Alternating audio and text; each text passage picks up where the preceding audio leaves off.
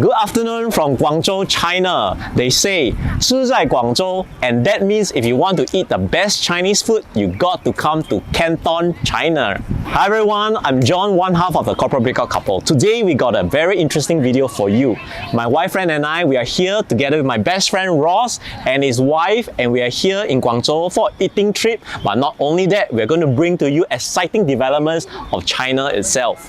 So this is going to be a casual conversation between two friends, and some of you may notice Ross from the previous video we have done with him before. He's my friend, Johorian friend who's working and living in Singapore. Last time we did a video about Johor. Today we are in China because I personally invested in some Chinese companies before and been to China a number of times, and Ross has running business in China as well. So we have some personal insights that we'd like to share with you today. So Ross, the last time when I was here in China, I think that was slightly before pandemic. I noticed since then, especially here in Guangzhou, right, there's so many new developments, there's a lot of exciting new things that I'm seeing in the malls, you know, all around us. Of course, in Canton itself, there's so much good eats, right? What can you share about what's going on right here? I think basically in China, things are moving very, very fast, and you know, the place where we are standing here right now, right?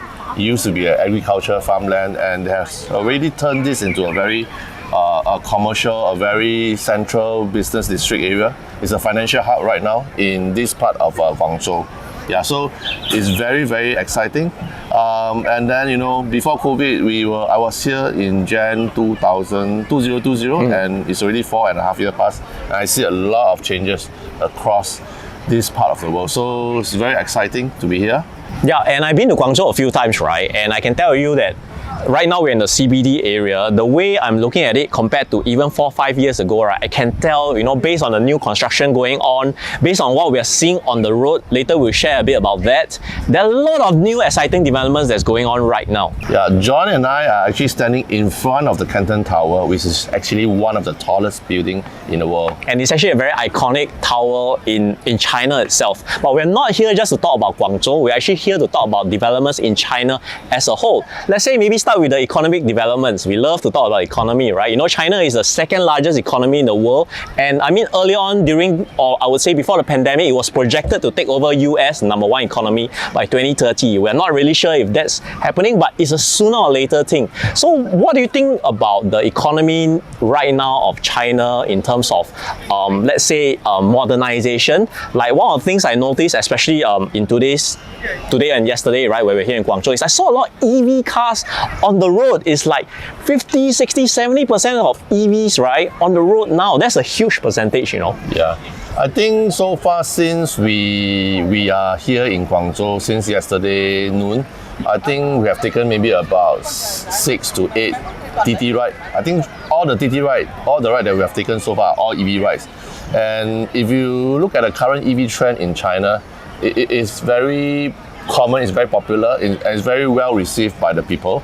And I think it is a trend that will continue to grow in other parts of China, and I see that trend also in our part of the world, in Asia as well. Yeah, and there's so many brands here, guys. There's like not just BYD, there's Xpeng, right, which is Xiaopeng, right? Xiaopeng. There is Neo, which is a bit more prominent and luxury, and then there's this Aeon, right, and there's so many brands. Li Auto is another one, and these guys, you know, are in shopping malls, they are in the showrooms, they are everywhere, man. It's so exciting to see all that.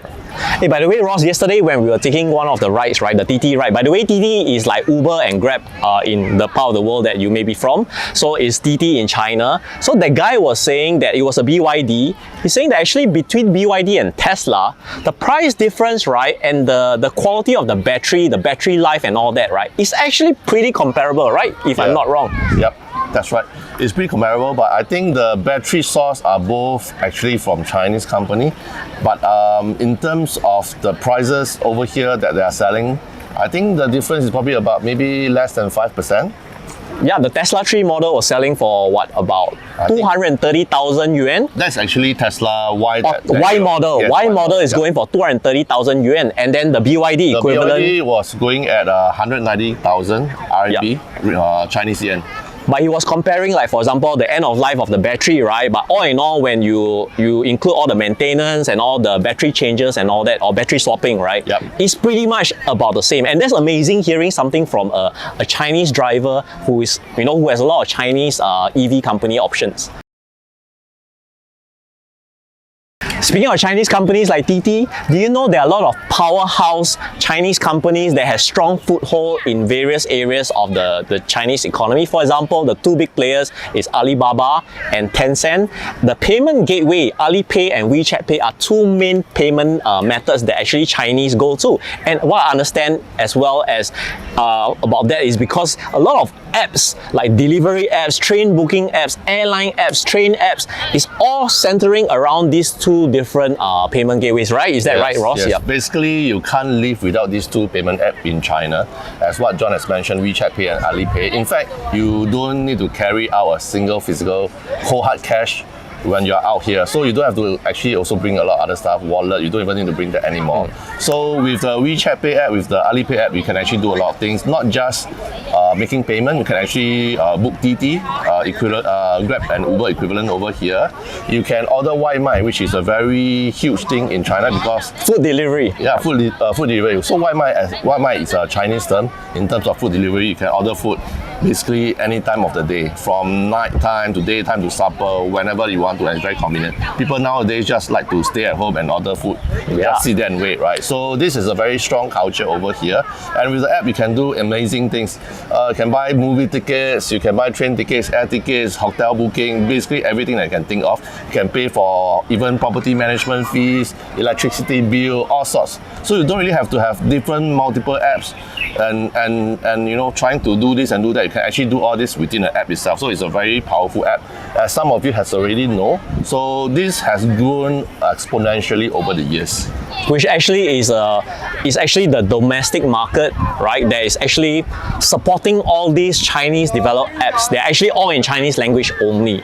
And the domestic market is really amazing. It's one of the key reasons why China, correct me if I'm wrong, the last 10 to 15 years, how the economy has really, grown exponentially, right? And really caught up and became the second largest economy in the world right now. Ross, there are really so many amazing companies here. Jingdong, Pinduoduo, Xiaomi, your Meituan. So many of them are, and a lot of apps are all integrated together, such that for the Chinese users, it's so easy to have everything at your fingertips. Okay, Ross, let's talk about real estate, right? One of our favorite topics.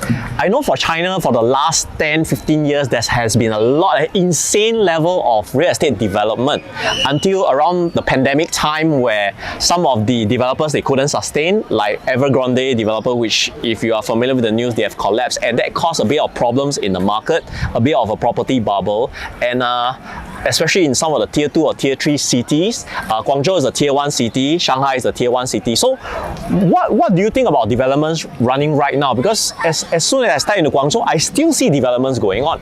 Yeah, I think all in all, post-COVID, there's been a lot of challenges across the board, not just in the real estate industry, but particularly in the real estate market in China. I noticed that the prices seems to have come down a little bit, not just in Guangzhou, in fact also in other parts of China. So I think it has been booming for many years. But in the past 2 to 3 years, I would say that prices have started to come down and it didn't move as much as it used to be. So it's a good time to just have a look and see how this part of the world, how the real estate market pans out. What do you see in terms of the long-term prospects of investing in the real estate market, let's say the next 10-20 years in China?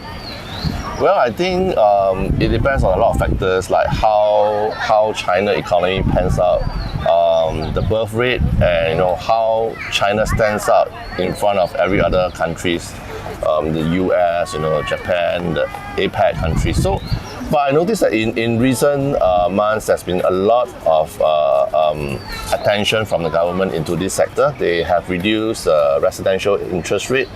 And I understand that the real estate industry contributes to about 1/4 of the China economy. So I believe that the China government, as much as our side of the world, our government are looking into this industry very closely.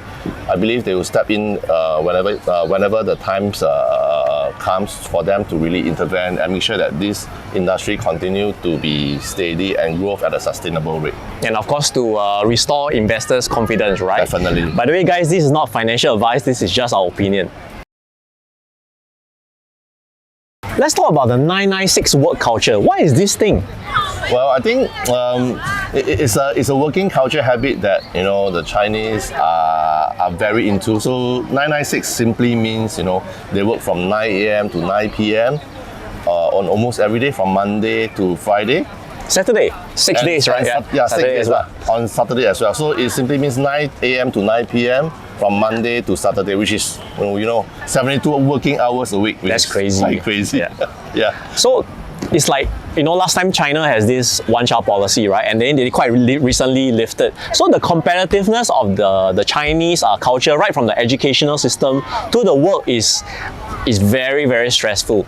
And it seems that nowadays the younger generation, the Gen Z, right, they are kind of rebelling. There's this culture called the Tanping culture, which is to lie flat, right? Yep. It's kind of like the antisocial behavior against the norms. So is it like I want to go against what everything the older generation has gone for, to really hustle, to really work really hard. Is this kind of a rebellion sign? Yeah, I think what they are trying to do is simply, but I guess I'm just looking at the trend is some of them actually are also living off their parents.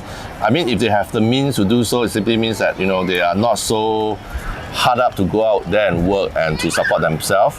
But there are some who simply don't care and trying to live against the social norm. Yeah, so that's what I see in the social behavior over here. Okay. Yeah. So there's this saying, right? Weak times create strong men, and strong men create strong times, and strong times create weak men. So do you think we are in that period now where strong times, we have a strong period of economic growth and it's creating, people who are not so hungry, to really go and hustle and work? Well, I think we are in a very different world now compared to our parents' days. Things has been so digitalized these days, and a lot of youngsters actually choose not to work as hard as what their parents used to. In fact, they have taken different routes, trying to support their own living. But we still need to have a lot of this working level, a lot of these people to really support our basic needs, like guys who really serve us food, guys who drive us around in DD. We still need this fundamental support in the economy. So I think, well, even though the digitalized world has come into play, we still have to appreciate what our forefathers has built up there, and some of the things are really there for a reason. These jobs has been there for thousands of years. There's no reason why we should neglect them, right? Ross, we have just been here a few days, right? But our wives have gone crazy in the shopping malls. So many, brands that you wouldn't expect here. A lot of foreign brands that you can see mixed with a lot of local brands, which are not, they are not just some entry-level brands. Okay, they are sophisticated. They are branded, good quality stuff that you can really discover here, right, in China. Yeah. I think the local brands here has really catch up a fair bit over the last 5 to 10 years, I would say. I think the international brands actually kind of bring out the best from them, and they accelerated, the brand accelerated, the quality accelerated. So the kind of goods that you see today over here as compared to the things that you see, the MIC goods that you see from the last 20 years, the quality has actually evolved across time. So now that's why you can see what John has mentioned earlier about the EV brands, the batteries that's been made in China. There's a reason why even Tesla are using batteries made from China. So there's a reason behind it. So, well, it's good to think of the up and coming Chinese brands that you see, and do pay attention to it. You might find something that interests you. Yeah, it really cuts across all categories, guys. It's not just EV. We're talking about electronics, clothes brands, fashion, and the level has just been raised. So be amazed by China and what they have to offer. China has also been spending a lot of focus and attention on opening up the country to foreigners for tourist visits, and you can really also be blown away by how many tourists they are actually visiting China these days, not just to see their magnificent sights, but also, like for example, the visa-free kind of criteria. Like Singaporeans, they allow 30 days, Malaysian 14 days, so you can really see the intention behind the Chinese government, right, to really start opening up, accepting a lot of foreign investments also into China. And guys, don't forget about the food. The quality of the food and the level, how high it is, especially over here in Guangzhou, right? The Canton province, I tell you, is so mind-blowing, amazing. And the amount of food that we've eaten, the Michelin-starred food, is not just the food quality, okay? It's also the service level and the people's attitude is amazing. And why do you think Fran is here as well, right, bro? Yeah, I think Fran has been enjoying herself. I think she can probably share with you guys later on. I think I've easily visited maybe 2 or 3 Michelin style food, but no, don't be afraid of the cost that counts, the price tag behind the Michelin food here, because it's actually very, very affordable. Exactly. And not to mention the price, the food standard, the food quality, as what John has mentioned, is excellent. So you know, don't be surprised at how much food standard here can offer you. And I also noticed that there's a growing coffee culture over here in China, because in the past Chinese, you know, they used to drink tea a lot more often. So now with international brands coming in, with Starbucks and all that, the Arabica, we had that yesterday. Yes, that's right. It's interesting to see how the Chinese starts to open up to different variation in terms of food, in terms of drinks, in terms of shopping habits, the shopping brands and all that. So it's not just about local brand anymore. They are also opening up to a lot of different other things. So you know, it's amazing how they are so adventurous these days. Yeah, Apple is very big here, by the way. We saw so many concept Apple stores here.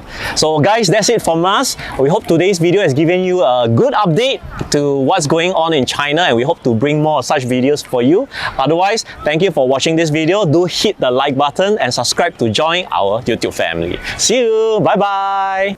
Hey, do join us for our free masterclass webinars where you are up your financial literacy, break out the corporate rat race, and gun for your financial independence. Do register for it now.